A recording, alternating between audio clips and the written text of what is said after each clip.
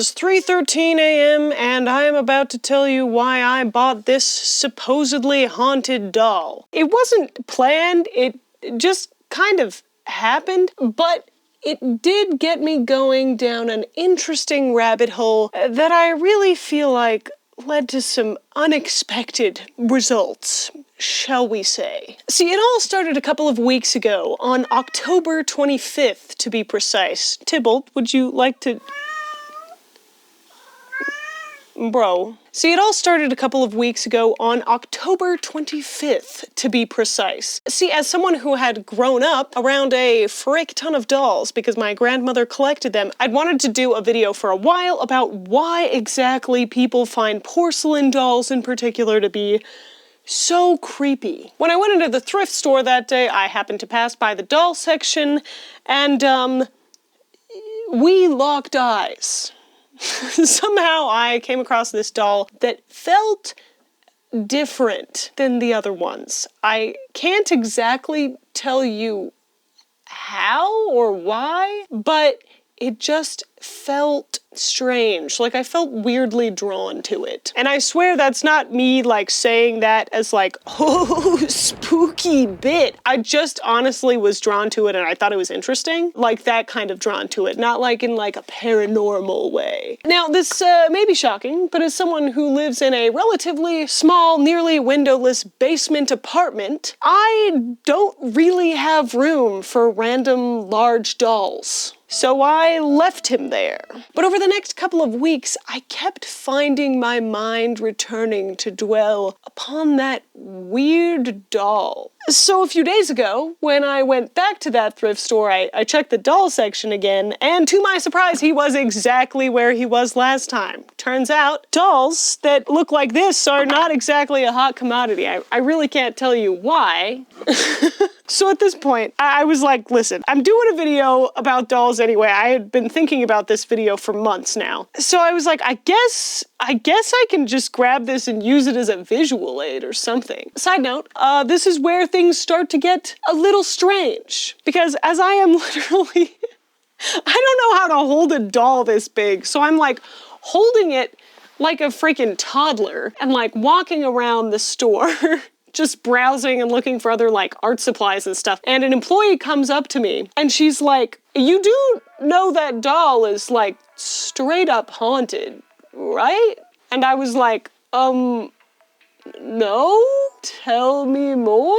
She was like, okay, listen, I don't like to talk about this stuff at all. But if you talk to the cashier over there, she'll tell you all about it. She'll tell you everything that you need to know. Bruh. You can't go to the catio right now. It's so late at night. So naturally, I head over to the cashier to check out, and I talk to the cashier, and she says this. Oh my god, someone's buying him. I was in jewelry, and I was talking to this girl, and she was like, I'm getting the weird vibe from the doll section, and she pointed out him very specifically. And then my coworker later on that day came up to me and she was like, I'm getting a bad vibe from the doll section. It's that doll specifically. Oh my god. Then the next day I went into work and he was propped up on like one of the signs looking this way. And so I was like, okay, wow, that's weird. And it, like nobody had claimed him or said that they put him up there. And then he kind of, I've seen him like a couple other places that is like nowhere near where he's supposed to be. So that was strange. I feel like I need a different place to, I'll just put him. So naturally, at this point, after hearing all of that, I still totally wanted the doll. I was not fazed at all. So I checked out and I put him in my car and buckled him in for safety. And only after I got home did I realize that there is something a little bit unusual about this particular doll that I did not realize until I got home. Back to talking more about Lawrence in a moment. By the way, I did name him Lawrence. But first, a brief cat break to talk about today's sponsor. Tybalt was not in the mood to help read the sponsorship. I love learning about the strange and forgotten parts of art history in all sorts of places. So when a professor of shamanism at Seoul University in Korea saw one of my videos and immediately invited me to go to Korea next year for a festival, I couldn't say no. One little problem though, I don't know any Korean. Or at least I didn't. That's why I'm super excited to be partnering with today's sponsor, Rosetta Stone, an all-in-one language learning platform. And Rosetta Stone actually has tons of ways to make sure that you actually learn the language, not just maintain your streak. In fact, spending just 13 hours on Rosetta Stone was shown to be equivalent to taking an entire semester of college Spanish, or another language. How? Well, for one, every word you see in the lessons is shown in the actual language you're learning, which mirrors the way that you learn to speak as a kid. Every lesson also comes built in with speech recognition technology, which gives immediate feedback on your pronunciation to help you speak more confidently, even as a beginner. The lessons are as short as 5 minutes long, so you can practice them anywhere at any time. And if you're like me and you're an incapable of not doing 3 things at the same time lest the existential dread creeps in kind of person, they have an audio companion feature that lets you stream and download audio tracks for your units so that you can learn while you're working out, or, you know, tiptoeing around the local thrift store. And the best part is that for November and December, you can get their huge holiday discount, where you can get lifelong access to all 25 of their languages for over 60% off. Pretty killer gift, if you ask me. So click the link in my description to get lifelong access to Rosetta Stone for over 60% off, and select Give as a Gift at the bottom of their promo page if you'd like to give it to someone for the holidays. Thanks for watching, and now, back to the video. So here's the thing that Lawrence reminded me of. Not the thing that was super weird about Lawrence, we'll get to that in just a second, but what he reminded me of was the dozens and dozens and dozens of dolls that I would see scattered all throughout my grandparents' house growing up. So as I kind of mentioned earlier, my grandma was a huge collector of porcelain dolls for over 6 decades. And that meant when she passed away a couple of years ago, she left literally hundreds of dolls behind. And for a while, before we figured out how to store them, a lot of us in the family just had a bunch of dolls kind of laying around. Everywhere, including in me and my husband's basement apartment, which, not gonna lie, it was interesting. Man, no, too many dolls! And that got me to thinking, why do a lot of people nowadays find dolls so incredibly creepy? Why were so many women in older generations not creeped out at all by this? And why were they obsessed with collecting them? How did these dolls become a multi-billion-dollar industry and then in less than 2 decades become something that is, for the most part, kind of looked back on with a sense of, ooh, that's kind of creepy? In other words, how did they become, as one researcher puts it, priceless trash? Well, the answer is a lot stranger and somewhat sadder than you think it is, and it actually has massive implications about how we should be thinking about our own collections. So first, let's get into why so many people in our generation seem to really hate dolls. More specifically, the fancy decorative dolls, like Mr. Lawrence here, or these fancy Madame Alexander dolls that are from my grandmother's collection. And that brings me to our good friend, the Uncanny Valley. So stop me if you've heard this one before. The Uncanny Valley is the concept that describes the unsettling feeling people get when something artificial, like a robot, animated character, or doll, looks almost human, but not exactly. It feels familiar, but also not familiar. And that weird contradiction creates a sense of something being deeply wrong with what we're seeing. Basically, it's the ick that your brain gets when something looks almost, but not quite human. For instance, take the 2004 movie The Polar Express, the first movie to be fully animated using motion capture technology, which captured the movements of live actors and used them to animate 3D models. And that's how we ended up with this. Lovely. But for a lot of people, the Uncanny Valley hits even harder when it comes to dolls. I think firstly that's because they're objects rather than images, so we interact with them completely differently than we would, say, with a painting or with a piece of digital art, because they share our space. And that makes it even creepier when they seem to be slightly alive. The second part is something that I would like to call selective realism. Have you ever noticed how in a lot of porcelain dolls, the eyes are extremely detailed? The difference in levels of realism in a single object really adds to that sense of wrongness and imbalance that we feel about it. And books, movies, and TV shows that have come out in the past few decades, like Annabelle, Goosebumps, Megan, Chucky, Wednesday, and even video games like Poppy Playtime have done a lot to fuel the fear around old dolls and animatronics. Now what? But I think for a lot of us, the biggest source of fear and discomfort actually comes from the dolls themselves. This feels a little bit self-explanatory because, I mean, to some extent, look at them. But also, if I were to guess why exactly that is, I think it's a mixture of the fact that there's this uncanny valley-ness, but also I think it's combined with the fact that a lot of the dolls that we see floating around nowadays are ghosts. Which sounds like an episode of The Twilight Zone, but it's not what you're thinking, I promise. Just let me explain, I promise I'm not crazy. See, these mass-produced porcelain dolls were crazy popular throughout a lot of the 1900s, but especially in the 80s and 90s, with certain demographics. See, middle-class, educated white ladies aged 30 to 70. And I'm not talking like Dubai chocolate levels of crazy, or even like Beanie Babies level of crazy, or even Labubu levels of crazy. At the absolute height of their fame, people were spending insane levels of money on these. For instance, just 5 of the top sellers of porcelain dolls, which are these at the time, made over $1.5 billion in 1991 alone, which is the equivalent to $3.8 billion today. Again, this was only 5 of the top companies of hundreds. This wasn't just like a fad, this was an explosion of popularity for these.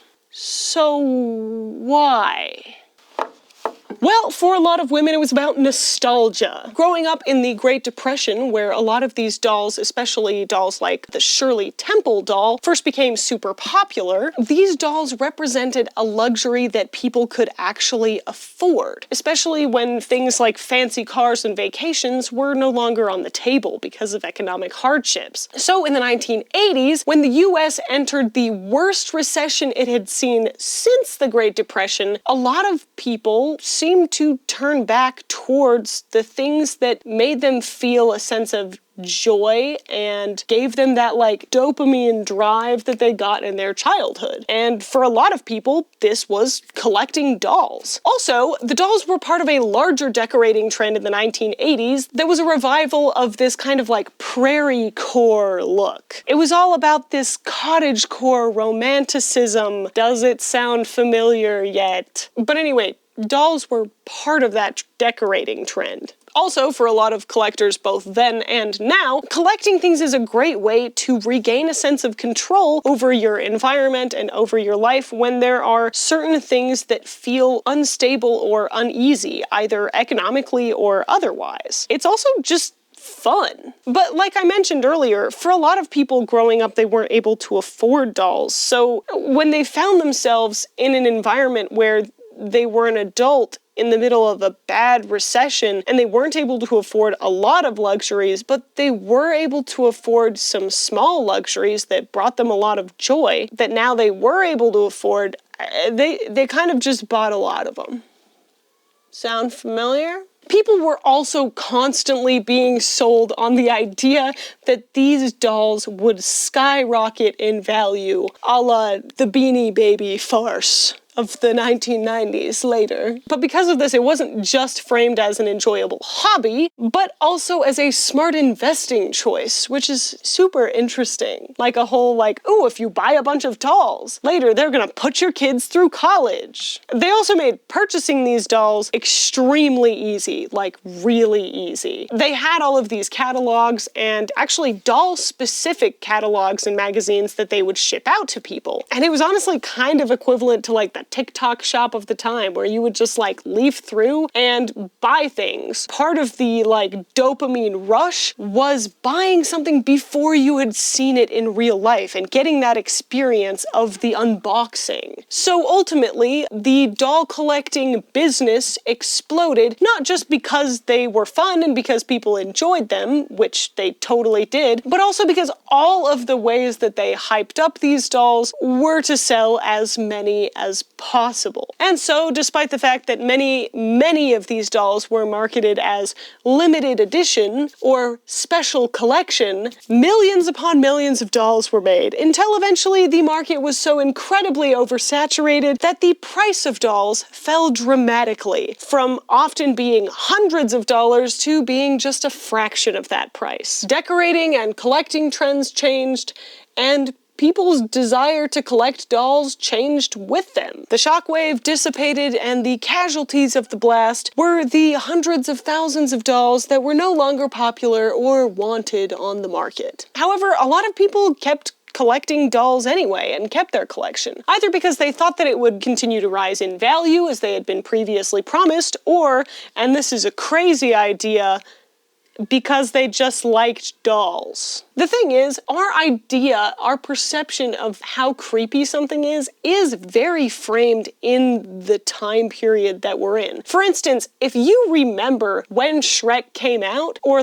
when the original Toy Story came out, that animation was revolutionary. We thought it looked really good. If we look back on it right now, and we try and view it just for the quality that it is, and it looks like it's a little rough. Wow. Little aside there, but getting back to the main point. So now, decades later, when these women who collected all of these dolls have started passing away, that means that the hundreds of dolls that they spent thousands of dollars collecting are falling into the hands of a generation who has no idea what to do with them. So a lot of them end up on Facebook or eBay or in thrift stores, or unfortunately, in dumpsters. Another side note, cannot tell you how many piles of porcelain dolls I've found in dumpsters. They're everywhere. Just trust me on that one. But the problem with this is that means that a lot of the associations that we have with dolls is when they're in a state of neglect and disrepair, especially following the owner's death. They went from being cherished and taken care of to something people just don't want anymore. So instead of seeing these dolls in their original context as a piece of someone's cherished collection, we end up seeing them like ghosts of their previous owners. Forgotten relics that show us a glimpse into something that someone used to care about. Let me make something clear. I'm not judging the people who are getting rid of these dolls. To be honest, if you've ever had a close loved one who just had a lot of material possessions, it can be really overwhelming to try and take care of everything that they left behind. And let's be real, the market for vintage and antique dolls is not exactly hopping right now. But the thing that really sucks with this is that it's not just dolls. We've seen this same trend happen over and over. Things get extremely popular, the market gets ridiculously oversaturated with them, and then they lose their popularity, and we end up with either a bunch of surplus product that gets sold off really, really quickly and really cheaply, or people just end up taking all of the stuff that they have and getting rid of it, and it just ends up in thrift stores and then in dumps and etc., etc. The real horror. Consumerism. I guess what I'm really trying to get at here is we've been taught this concept that dolls are really creepy and off-putting, but are they really? Or is that... Bro, you just bumped the camera. What I'm really trying to get at here is that dolls are thought of as being something that's really off-putting or creepy, but are they actually, or is that just something that we've learned? And if so, is it something that we can unlearn? After all, like, my grandma collected these for over 60 years, and she didn't think that they were creepy at all. Neither does my mom. And for that matter, neither did thousands of other people during the 80s and 90s. So as we look back, we should ask ourselves one question. Are we really afraid of the dolls themselves, or are we afraid of what they represent? Which is something that was loved and is now discarded and tossed aside. Do we hate dolls because of what they are, or because of what they remind us of? That life is fragile and eventually everything kind of breaks down and ends up in the dump in the end. Or maybe they're just creepy. And that's okay. Lots of things are. But I don't think dolls deserve the bad rap that they get in horror and ghost hunting shows. So, is there any way to change this? Is there a way to make people less afraid of dolls? I don't know. I mean, maybe. I'm not sure. But what I do know is that for me, something that really helps to make something less scary is just learning more about it. So for instance, take Lawrence. The thing that I teased at the beginning of this video, the thing that I found out about Lawrence when I brought him back to my place, is that he is not just a doll. He has a hidden key in the back. And when I turn the key, this is what happens.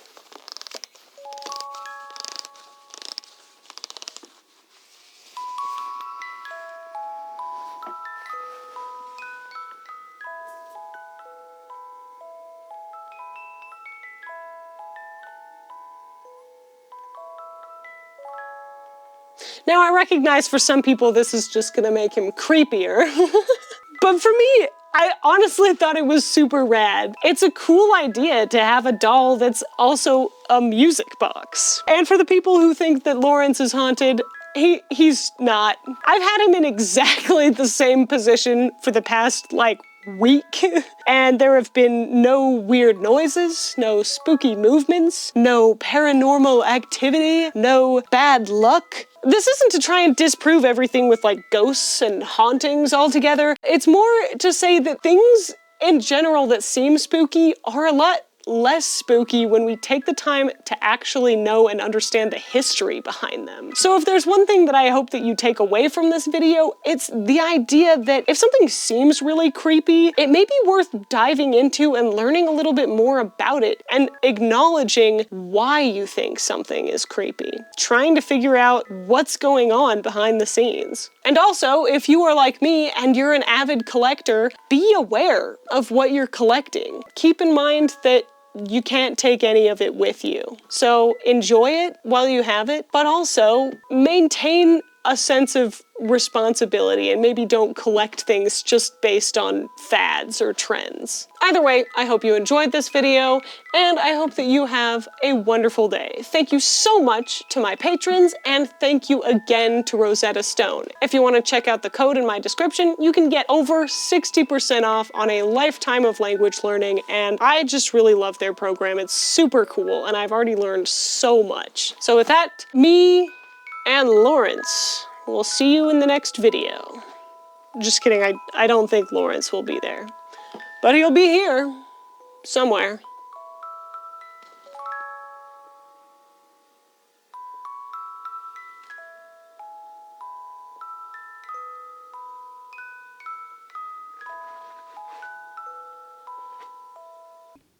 Shin